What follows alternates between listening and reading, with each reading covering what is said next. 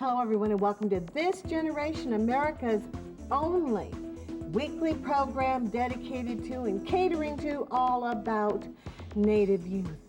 On today's program, we travel to Barrow, Alaska, and learn all about the youth there. But first, we go to King Cove, Alaska.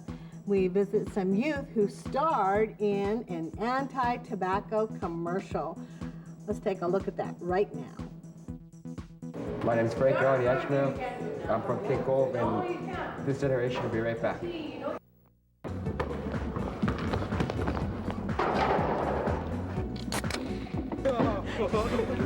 forgot about that. You know, I'm getting into this now. My team played.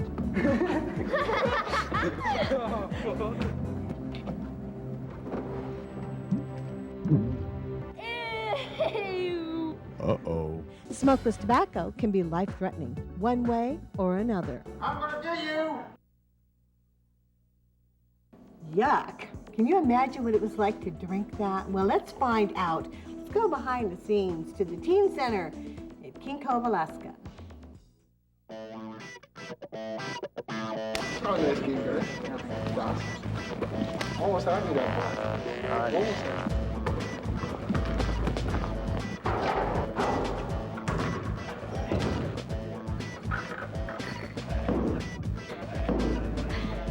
How was that?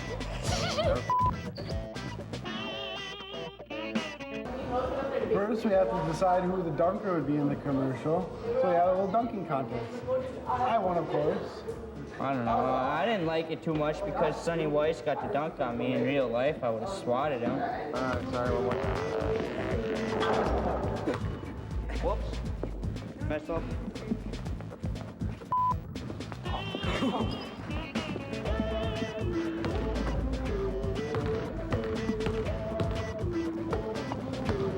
I dunked it over two guys, and I was a cool guy at first, then I had the chewing tobacco, so I wasn't so cool anymore.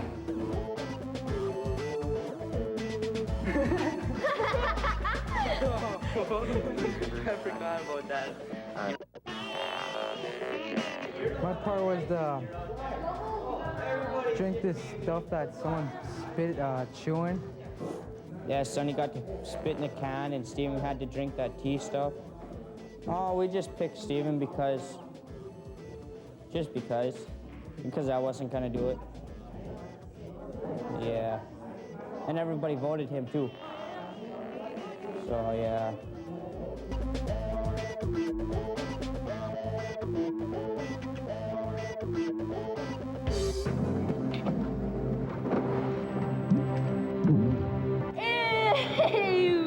Uh-oh.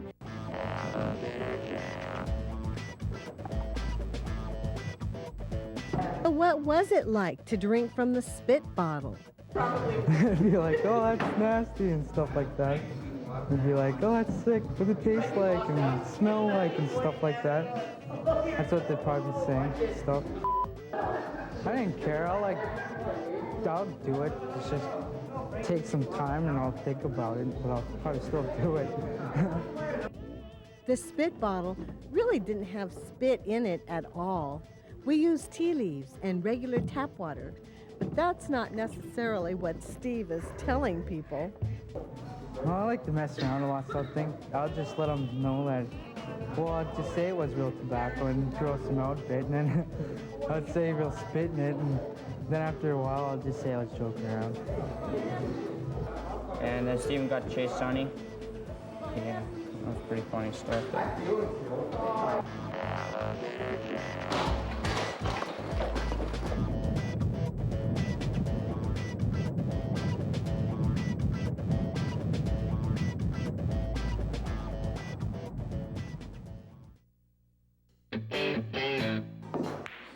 Sweet and sour chicken with medium fried rice. I just won first place.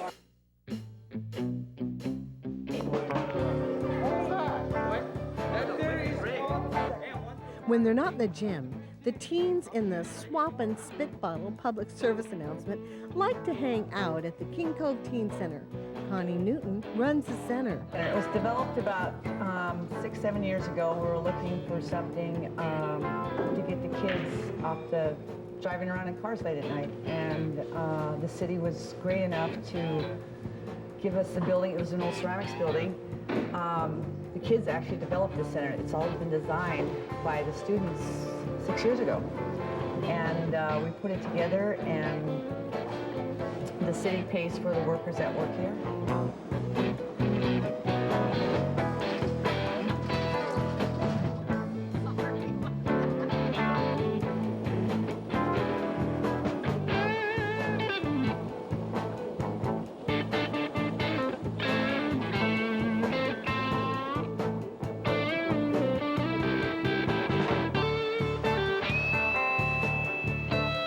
King Cove is a village of about 800 people perched near the end of the Alaska Peninsula. Peter Pan Seafoods operates what many consider the biggest seafood plant in Alaska right here. The plant sits in the middle of the village and in the middle of the village's economy. Pretty much like all other towns, people are friendly. And they bring you in and go out and do all of their activities that we always do. And go fishing, bike riding. People watch out for us. It's just, like, if they're about to fight somebody, there'll be like... breaking up. Yeah. There's a bunch of stuff like that. Pretty true. I mean, we got little packs of friends, little cliques of people, and, you know, everybody kind of just watches out for each other. You know, everybody's got each other's back and stuff, so it's pretty cool. We got a pretty close community. Fanny Jo Newton likes to hang over at the youth center. She knows how isolated King Cove can be and how important it is for the youth to have something to do. Yeah, I come down here pretty much almost every night. I'm pretty much a regular out here. Come here for lunches all the time. It's just a place where everybody can chill and socialize, have a good time. Of course, there's absolutely no cussing. If you cuss, that's $1, and there's no fighting, of course. And if you fight or get ruined property or anything, you get kicked out for a month or a week or whatever the monitors think it should be. And there's no drugs, no alcohol, no anything like that around here, or else you're kicked out either permanently or for a month or however they decide to have it. Well, you have to be a member. You have to pay a membership due of it's $2 a month or $20 a year, and that helps us buy decorations and stuff for the dances we have. We have an event going on once a month throughout the year, just for the kids, just to give them something to do, and they love to dance. And we have scavenger hunts, bonfires, anything that'll keep the kids together, having a good time without alcohol, drugs, or tobacco. Tonight at the Teen Center, everyone is waiting to find out who will win the drawing contest. I drew this picture, and I got first place for it. Steven got second and third, so I don't know. He kind of came out on top just like me, so. See, they put up a sign and they say like, there's a drawing contest. First $30, second 15, and then third is 10. Then Some of the elements, well, I guess this is supposed to be me somehow. It's where the eyes are crossed off because I have no identity. And then the girl symbol represents me, and that's the guy symbol, which means, you know, I'm kind of far away from the guy. And let's see, I'm always locked in my house. Babysitting, I guess you could say. And yeah, everything else is just kind of an abstract drawing. But that's kind of about me. Can't really name it right now. Had it going when I drew it, so yeah. Well, you have to draw the pictures here, and they have a difference. They have a color drawing, and then they have a pencil drawing and no color. And you can draw pretty much whatever you want as long as it has no drugs, alcohol, or anything illegal in it. Nighttime isn't the only time it's busy around here. Teen Center members often eat lunch here instead of in the school. There's time for a quick game of pool, but make sure you're back at school on time. Here, boys. I win!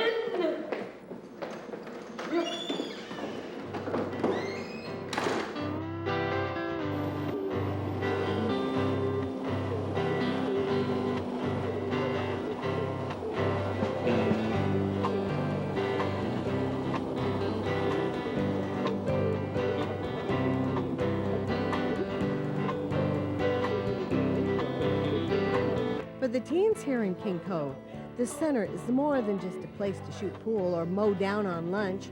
Friendships that form in the Teen Center will last a lifetime. I can't hit him 6%? Well, you could, but you don't want to.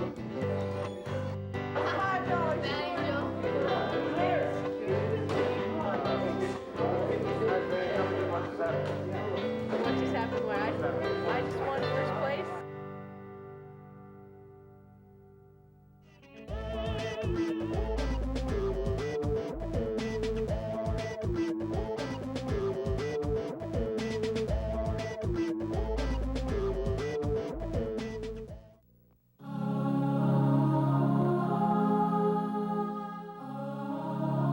Aviation. It's knowing how to make distances seem shorter. The art of buying you time. The business of bringing people together. And another reason to look up. Era Aviation. This is our sky.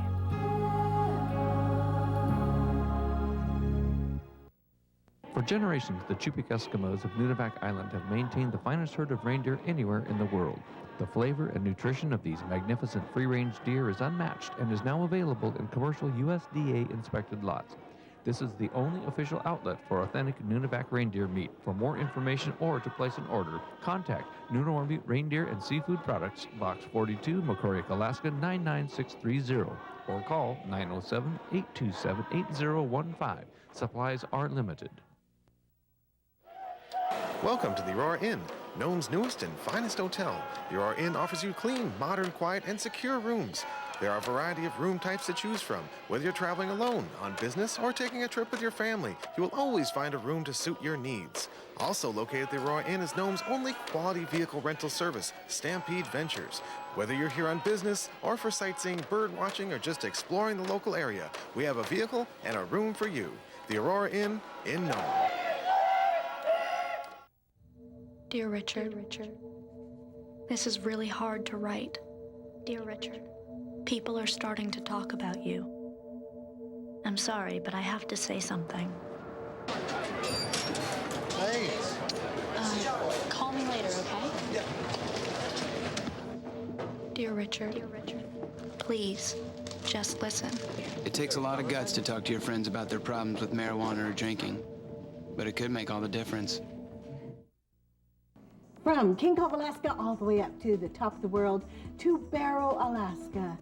In Barrow, Alaska, instead of watching TV, sitting around doing nothing, the youth there are busy wailing, they're drumming, and they're dancing. When you think of Barrow, Alaska, you might think of the endless sea of ice that blankets the Chukchi, or perhaps the mighty Inupiat hunters who spend days and sometimes weeks in search of the bowhead whale. For others, it's the music that's sung with passion and conviction that sticks with them. No matter what you think about when you think of Barrow, after this program, you will have a new way to look at the nation's northernmost community through the eyes of the youth.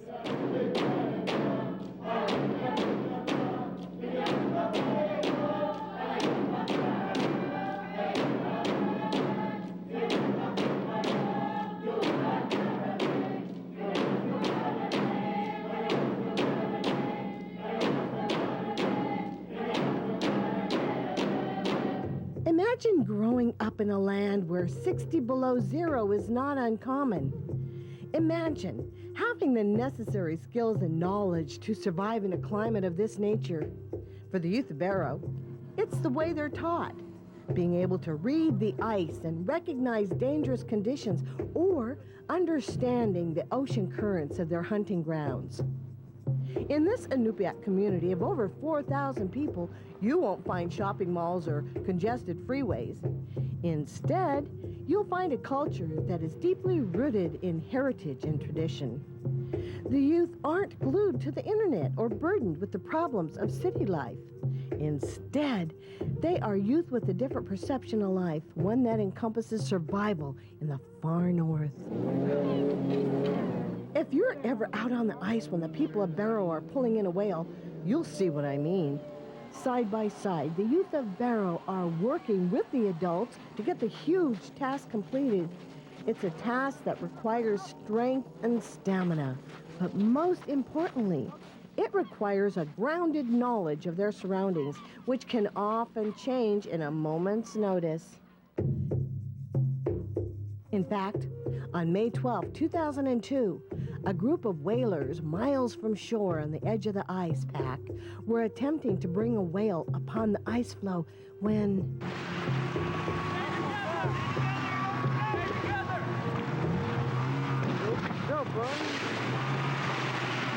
Oh my gosh! The ice that the hunters were on broke free from the ice pack, and the current began to pull the large ice floe and the stranded whalers further and further out into the Arctic Ocean. Rescue base, JR Camp. Good,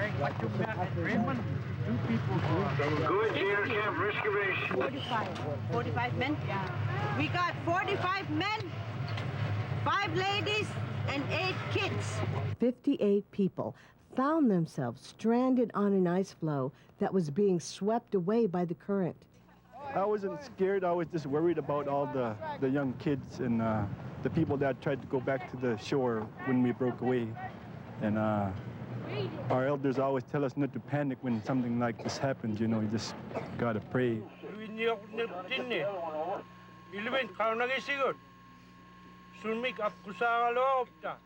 Maybe 3 or 4 years ago, there was a rescue that was even bigger. There was like 171 whalers that they had to pluck off the ice with the choppers. They had 3 choppers going, I think the 2 big ones and the little L1. Kids first! Help others next! So this is not the first time that whalers have been rescued with the chopper. Ready for the ride home, guys!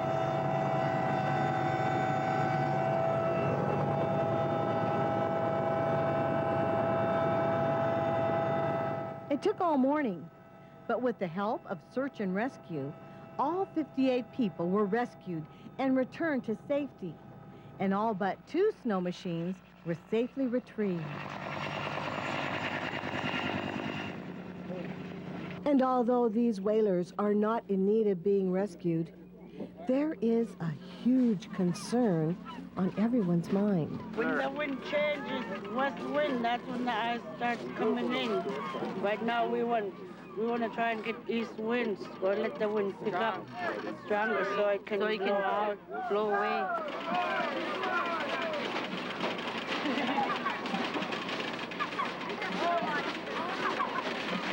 This 56-foot bowhead whale will provide enough food for several families in Barrow, provided they can get the whale up on the ice before the approaching ice floe buries the whale for good. Most of the bowhead is still in the water, and getting it up on the ice will be a challenge with the limited number of workers that are here today.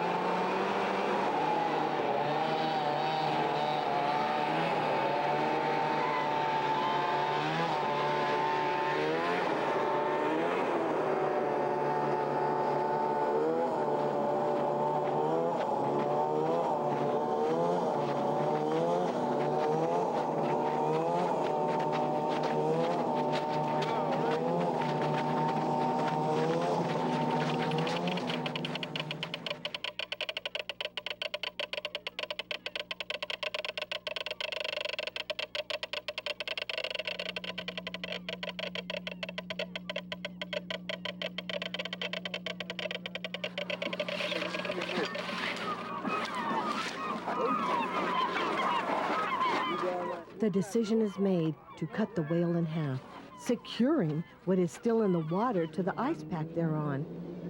Now, the task of butchering one half of the whale can be completed while they wait for the ice floe to recede.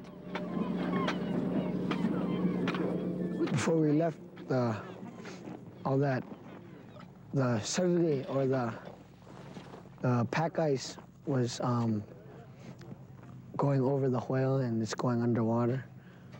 We had to cut half of the whale off. Had to do it real fast too.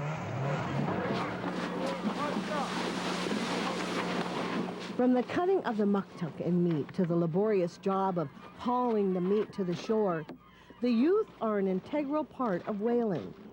Without the young people here today, the harvest would be considerably less.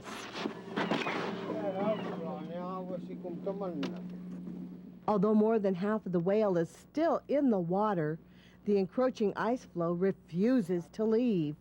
The whalers will have to pull their gear for today and try again tomorrow.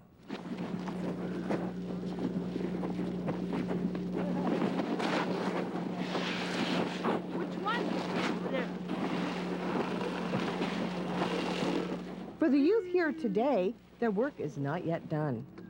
Now begins the task of separating the meat and muktuk into shares.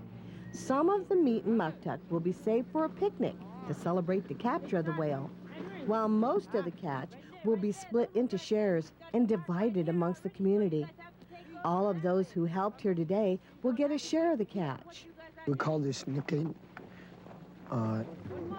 and all this is Nikki meat, and this is the tail. We call it akikak. This is a muktuk. All this is muktuk. Where's that at? That was Edgar Skin was born and raised here in Barrow. Although surrounded by an ever-changing world of technology and Western teachings, Edgar has managed to embrace a lifestyle that is submerged in tradition. During the summer months, Edgar works at the Inupiat Heritage Center in Barrow, performing for the thousands of tourists who make the trek to Barrow each year. Here you'll find many youth with a strong grasp of who they are and where they come from.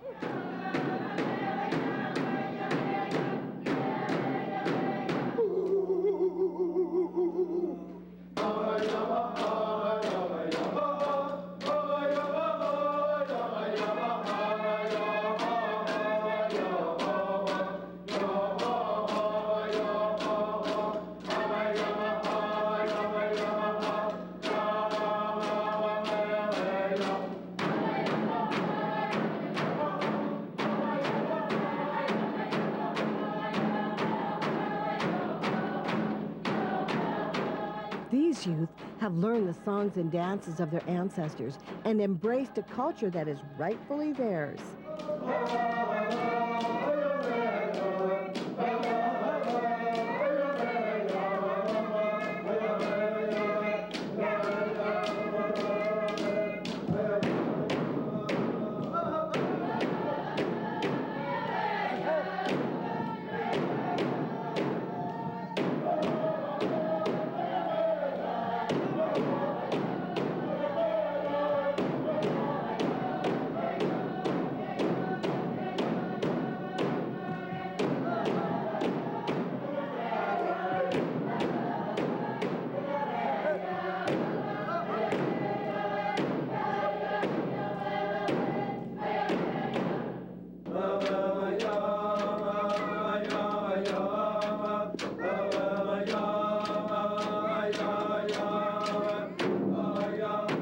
Will you find these youth performing at the Heritage Center every summer, but you'll also find them practicing every week at the Barrow Fire Department. It seems that their heritage is more than a job to them. It's a joy. They spend hours upon hours repeating the movements and playing the songs that they learned years ago. Here you'll also find Edgar setting the tempo for each song. For this group of drummers and dancers, Edgar holds a special place amongst the ranks. You see, Edgar makes all of the drums for this group. This stuff is liver membrane from a boiled whale, and I got off of Stephen Levitt's whale this spring. And we use this to cover our drums. And as you can see, there's still some liver on it, and you take that off before I could put it on. First, I'm going to see if there's any holes. And there's a hole right there. So what do you do when there's a hole? You could patch it with a ptarmigan stomach, or state bird, liver ptarmigan.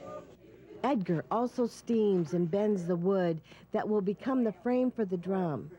From the beginning to the end, Edgar puts to use drum-making skills he learned from his elders years ago. Okay, I'm about to put this string around in this groove, and that the string will be what keeps the cover on and tight.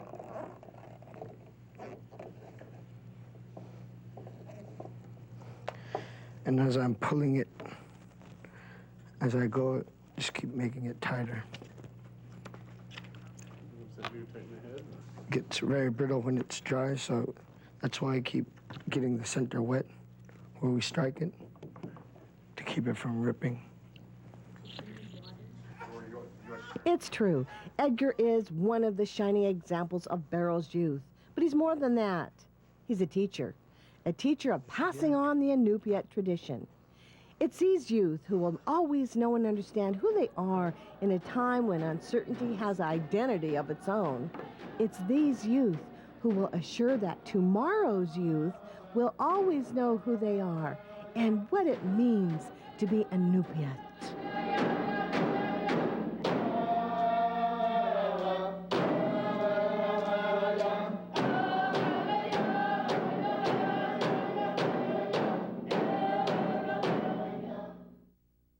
Thank you, all you good folks in Barrow, Alaska, and in King Cove, Alaska. Thank you, you teenagers.